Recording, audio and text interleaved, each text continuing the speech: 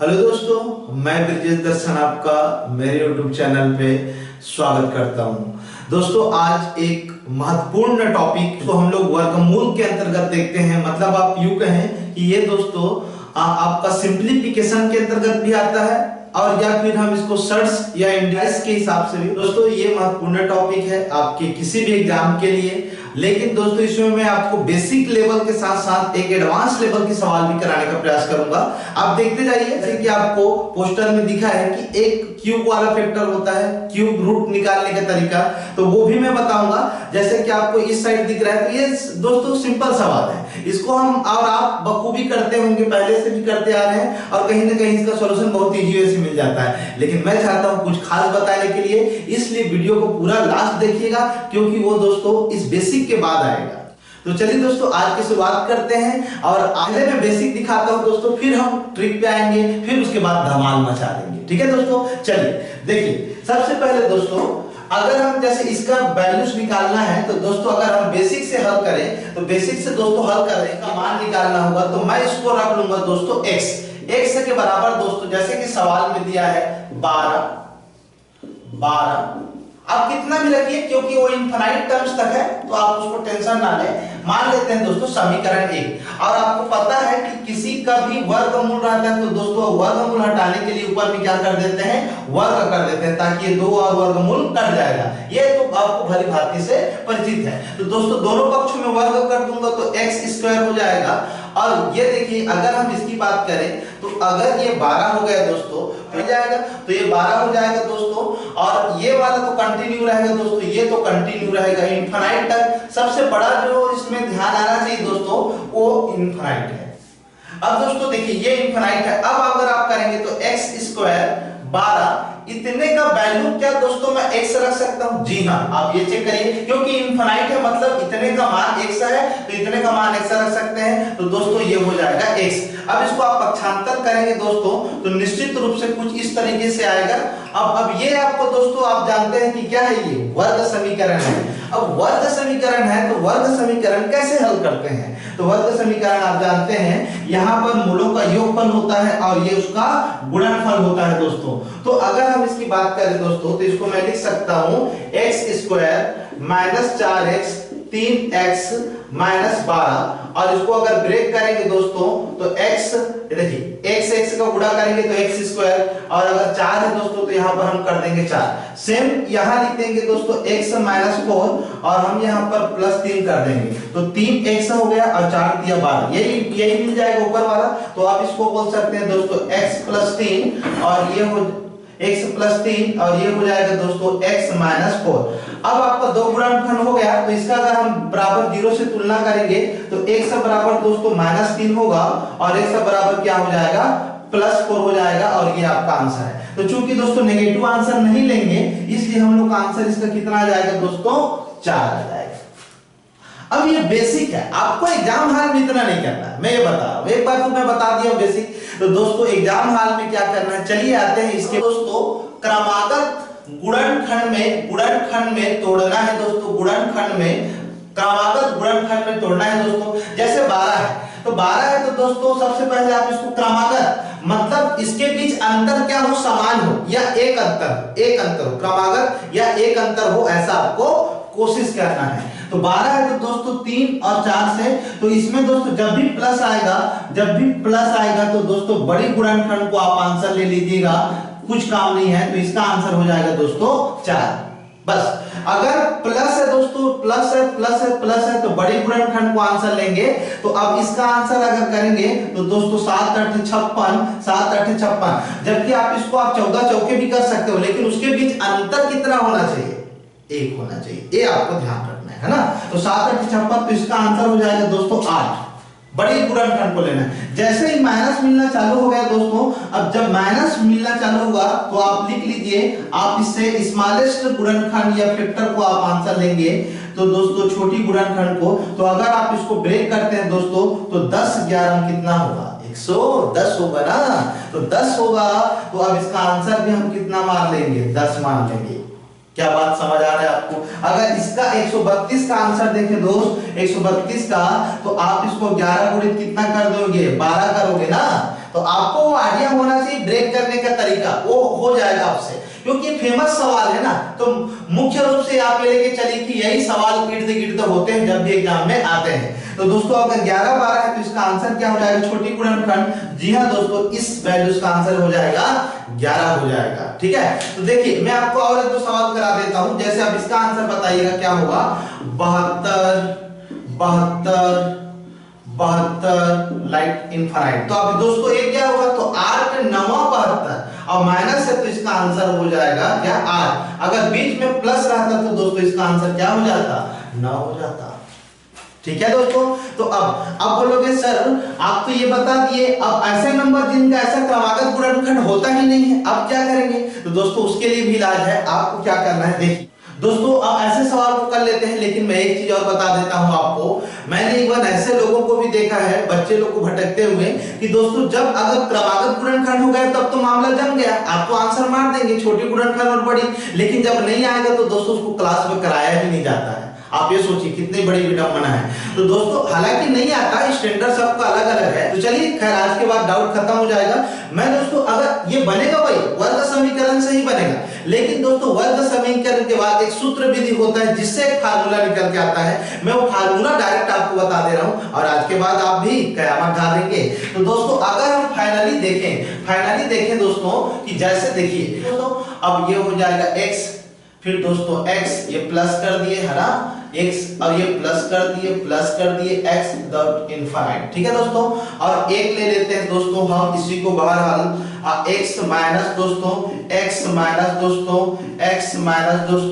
x और ये हो जाएगा इनफाइनाइट। अब दोस्तों जैसे किसी को x से एलर्जी है दोस्तों, अब किसी को अगर x से एलर्जी है, वो चाहता है कि हम x ना लें, तो दोस्तों कोई बात नहीं, आप इसको क्या लिख लो, a लिख लो, कोई दिक्कत नहीं, कोई भी वैल्यू हो, लेकिन आप बहुत जल्दी निकाल सकते हैं। तो दोस्तों अगर इसकी बात करें, जब भी प्लस में रहेगा तो आपको तुरंत आंसर लगा सकते हैं। दोस्तों क्या करिएगा, 4a + 1 डिवाइड बाय 2 और प्लस a।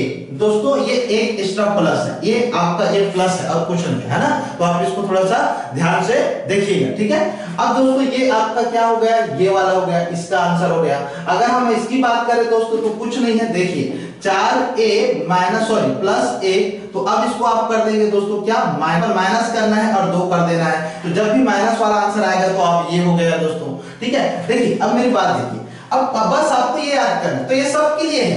अगर आप किसी भी, जैसे आप इसको प्रूव करके मैं दिखा देता हूं, जैसे अगर बात करें जैसे 12 दोस्तों 12 देखिए, अगर इसका आंसर अभी आप बताए थे प्लस के हिसाब से कितना होने वाला था, 4 आंसर होगा।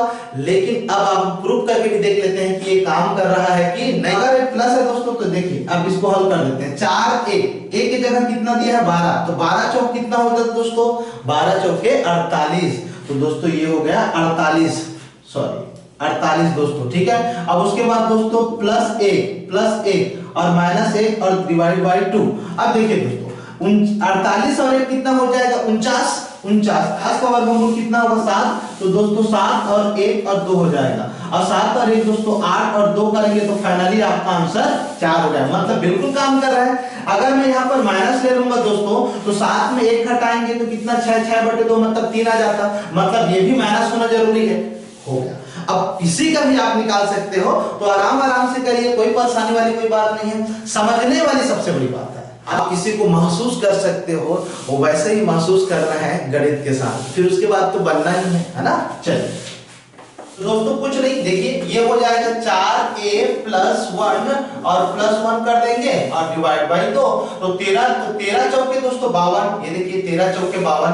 लेकिन मैं यही बोला कि ये अगर क्रमागत है तब तो आपका काम चल जाएगा, लेकिन जब क्रमागत नहीं है तब आप कैसे बनाएंगे, सबसे बड़ा चीज ये रहेगा। चलिए तो 13 हो जाएगा, 13 चौके 52 और दोस्तों 53। मैं इसको डायरेक्ट लिख रहा हूं दोस्तों, 53 वर्गमूल और प्लस 1 और डिवाइड बाय 2।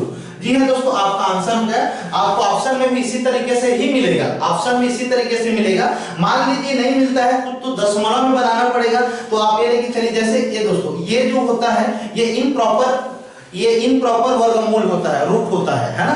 जैसे आप इसका ये प्रॉपर हो गया 49 का आप सीधा बता सकते हैं 7, है ना। जैसे दोस्तों 25 को बता सकते हैं कितना 5, लेकिन 53 का नहीं बता सकते, आसपास बता सकते हैं। तो इसका दोस्त निकालने के लिए मैं एक तरीका बता दे रहा हूं, अभी ही बता देता हूं, उसके लिए नया वीडियो क्या बनाएंगे अभी आप देख लीजिए। जैसे दोस्तों मैं 13 का बता रहा हूं, सबसे पहले आपको 13 का सिखा देता हूं। 13 का अगर वर्गमूल निकालना हो ना तो कैसे करना है, तो दोस्तों आप ये देख लीजिए 13 के बाद कौन सा है जिसका परफेक्ट वर्ग बनता है, तो आप बोलोगे सर 16 का बनता है। जी हाँ दोस्तों 16 का बनता है। 13 के पहले किसका बनता है दोस्तों, तो आप बोलोगे सर 9 का बनता है। 9 और 16। अब दोस्तों सबसे पहले आप इसको क्या करेंगे, ये जो है इसका वर्गमूल को आप पहले लिखेंगे, इसका वर्गमूल को पहले लिखेंगे, फिर आप ये लाइन खींचिए, ठीक है। अब दोस्तों उसके बाद आपको क्या करना है, मेरी बात ध्यान से देखिएगा, ठीक है दोस्तों। ये देखिए ये जो 13 है और 9 इसके बीच अब अंतर जो होगा उसको यहाँ पर रखना है, यहाँ पर रखना है। तो 13 और 9 के बीच अंतर कितना होगा दोस्तों, 4 होगा। तो देखिए 4 हो गया, ठीक है दोस्तों 4 हो गया। अब नीचे में दोस्तों इसका डिफरेंस 16 और 9 के बीच, 16 और 9 के बीच डिफरेंस कितने का होगा दोस्तों, 7 का होगा। तो अब इसको आप भाग दे दीजिए तो 3 हो जाएगा। और दोस्तों ये हो गया 4। अगर आप इसको भाग देंगे तो इसको 40 बना लेंगे तो दशमलव लग जाएगा और 7 से 49 ज्यादा हो जाएगा, 7 5 6 35 दोस्तों। तो लगभग इसका आंसर 3.5। हाँ दोस्तों ये अप्रोक्सीमेटली मान है, मैं फिर से बता रहा हूं ये लगभग मान है, एक्यूरेट मान नहीं है, नहीं तो आपको दूसरे तरीके से निकालना पड़ेगा। तो 3 तरह का दोस्तों, तो 53 के पहले ऐसे किसका है जिसका स्क्वायर बनता है, तो दोस्तों 49 का बनता है। इसके बाद किसका बनता है दोस्तों, 64 का। तो 49 से तो दोस्तों पहले आप 7 लिखिए, बात समझ आ रहा है। सबसे पहले आप क्या लिखेंगे, 7 लिखेंगे। अब दोस्तों जब 7 हो गया है तब आप ये देखिए कि इसके बाद क्या होगा। तो सबसे पहले मैं बोला इसके बीच दोनों का अंतर 53 और 49 के बीच अंतर कितना है दोस्तों, तो आप बोलोगे सर 4 का है, बिल्कुल सही। 64 और 49 के बीच अंतर कितना, तो 64 में घटा देते हैं दोस्तों, तो ये हो जाएगा 5 हो जाएगा और ये हो जाएगा 15। अब आप इसका 7 दशमलव, अगर इसको मैं 40 बना दूं दोस्तों तो 15 दूनी 30, 15 दूनी 30 और 15 कर सकते हैं दोस्तों, 15 6 का 90। कुछ इस तरीके से दोस्तों इसका आएगा 7.26। अब दोस्तों यहाँ पर 7.26 कर लेंगे, +1 करेंगे और डिवाइड बाय 2। अब इसको आप जोड़ेंगे तो लगभग दोस्तों ये हो गया और इसको भाग देंगे तो दोस्तों 4.13। तो जी हाँ दोस्तों इसका आंसर लगभग 4.13 कुछ आएगा, हो गया।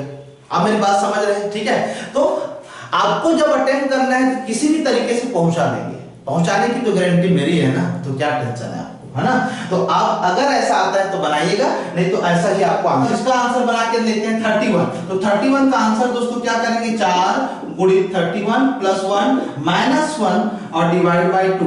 अब 31 गुनी करेंगे तो दोस्तों क्या हो जाएगा, तो 4 एकम 4, 4 एकम 4, 4 तिया 12, 124 और 1 25। जी हाँ दोस्तों इसको मैं 125 कर देता हूं और ये हो गया -1 डिवाइड बाय 2। अगर दोस्तों इसको, ये आपका आंसर हो गया, लेकिन अगर ए ऑप्शन में नहीं रहेगा तो इसको तोड़ दिएंगे। 125 को अभी जैसे निकाले वो भी एक तरीका है, नहीं तो इसका आंसर हम ऐसे भी तो लिख सकते हैं। ये हो जाएगा दोस्तों 25 5 तो 5 का वर्गमूल 5, इसको हम ए लिख सकते हैं दोस्तों 5 वर्गमूल 5 -1 डिवाइड बाय 2। जी हाँ बिल्कुल, इस सवाल आपको इसका आंसर ये होगा, बिल्कुल। तो आप इजी वे से कर सकते हैं, आपके ऊपर है, कोई टेंशन वाली कोई बात नहीं है। चलिए मैं जल्दी आ जाता हूं नेक्स्ट टाइप दोस्तों।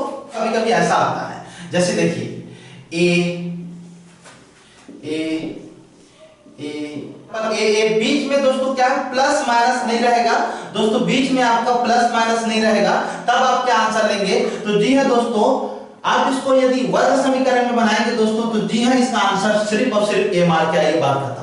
आप वर्ग समीकरण में बना लेंगे तो वो सब हम करके बैठे हैं, आपको फिर मेहनत करने की जरूरत नहीं है, आप डायरेक्ट लिखेंगे ए। मतलब मैं ये बोल रहा हूं दोस्तों कि अगर आपका आंसर लाइक 6 है दोस्तों और इनफाइनाइट, तो इसका आंसर कितना मार के आएंगे, 6। बस ये है कि बीच में प्लस माइनस नहीं है, क्या है, गुणा है, तब आपको ऐसे करना है, 6 दिया रहेगा तो जो वैल्यू रहेगा वही इसका आंसर होगा, खत्म। अगर हम बात करें दोस्तों जैसे 129 इनफाइनाइट, तो इसका दोस्तों आंसर कितना हो जाएगा, 129 हो जाएगा, ये बात ठीक है। लेकिन दोस्तों उसके बाद अगर मैं बता दूं कि ये तो ठीक है, लेकिन अगर दोस्तों ऐसा सवाल आएगा तब आप क्या करेंगे, आप बताइए। जैसे 6 अब बताइए दोस्तों, इसमें ना तो आपको कहीं पर कुछ जगह दिया है, ये दोस्तों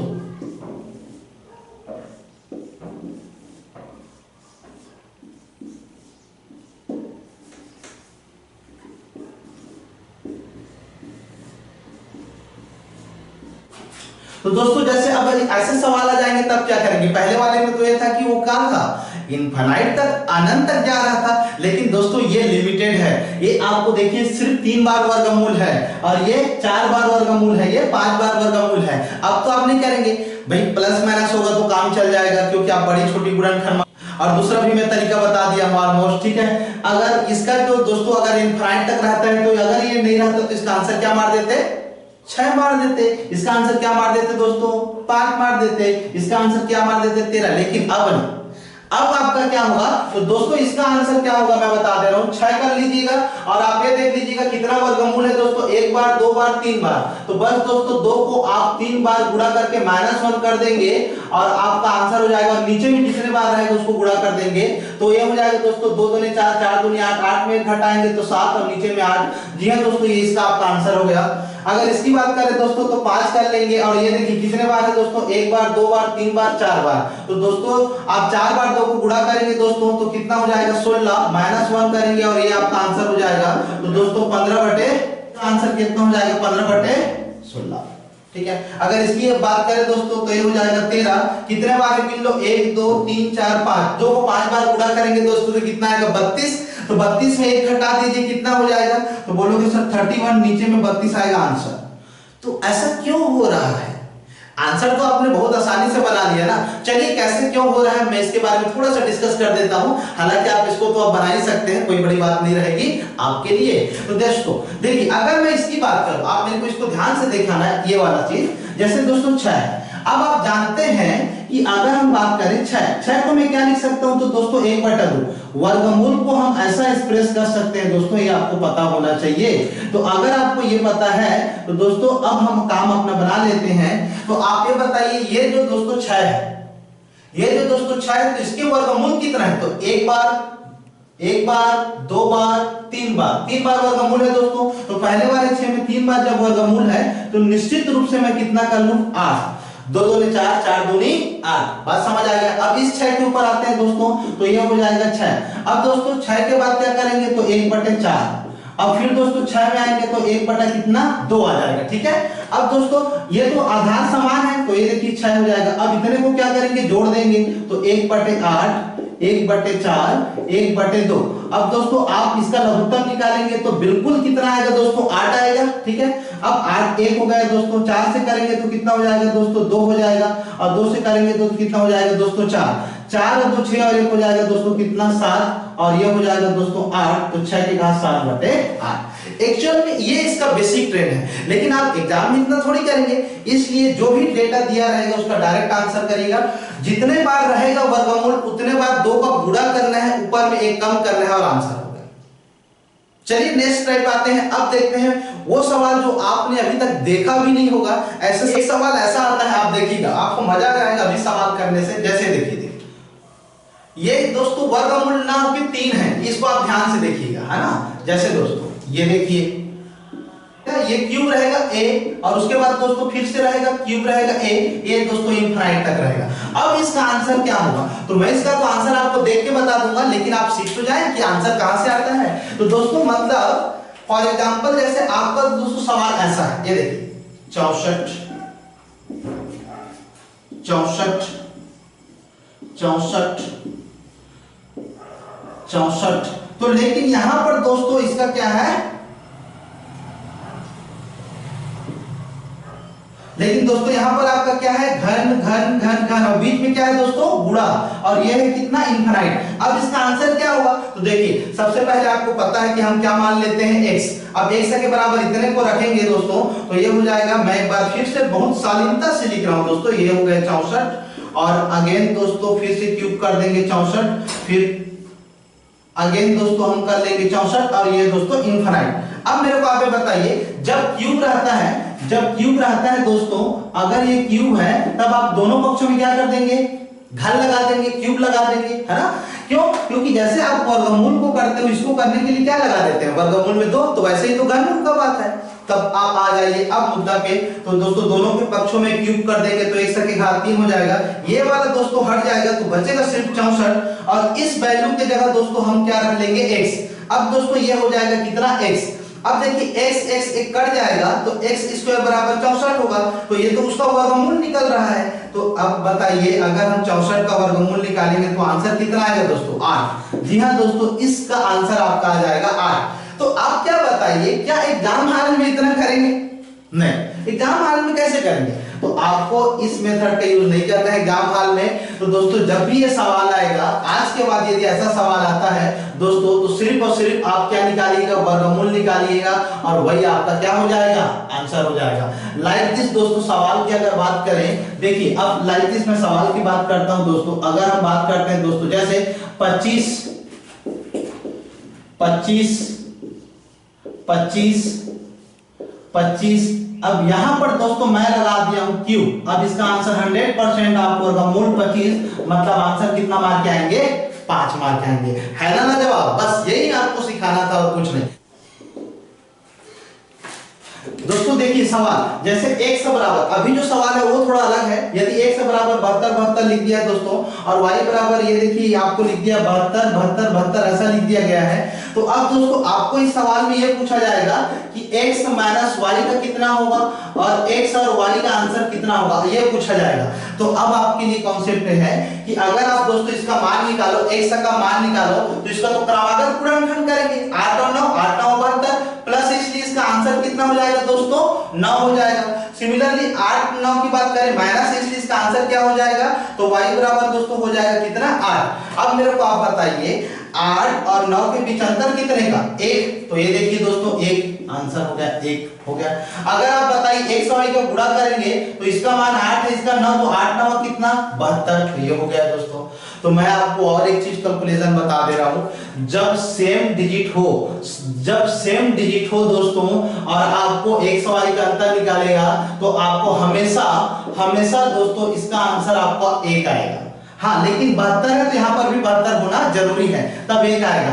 और उसका डिफरेंस उसका मल्टीप्लाई दोस्तों किसी का भी ले लो तो 72 है दोस्तों, तो ये 72 ही आएगा। लाइक दिस दोस्तों, सवाल आपका ऐसा है कुछ, आप देखिए 110 इनफाइनाइट, और एक है दोस्तों 110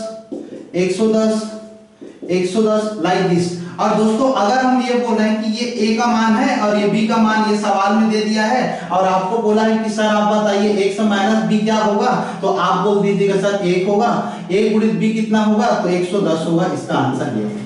ठीक है, तो बस हो गया दोस्तों। प्लस करने की बारी रहेगी तो प्लस कर दीजिएगा, कोई दिक्कत नहीं होगा। एक लास्ट सवाल दोस्तों अब आपको मैं बता रहा हूं दोस्तों, एक लास्ट सवाल देखिए मैं यहीं पर बता रहा हूं। जैसे दोस्तों सवाल ऐसा आया था, आप चेक करिएगा, कुछ सवाल ऐसे आता है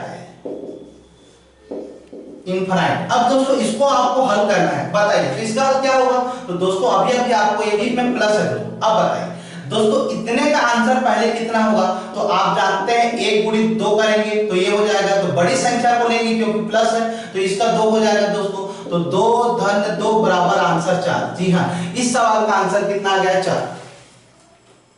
तो बस दोस्तों यही समझाना था मेरे को कि हम अपना अप्रोच बदलते हैं सवालों में तो जाहिर सी बात है बहुत जल्दी सटीक तरीके से क्या कर पाए? सॉल्व कर पाए। तो खैर चलिए, थैंक यू वेरी मच। हम मिलते हैं नेक्स्ट क्लास में और अपना प्यार देते रहिए। चलिए दोस्तों, थैंक यू वेरी मच।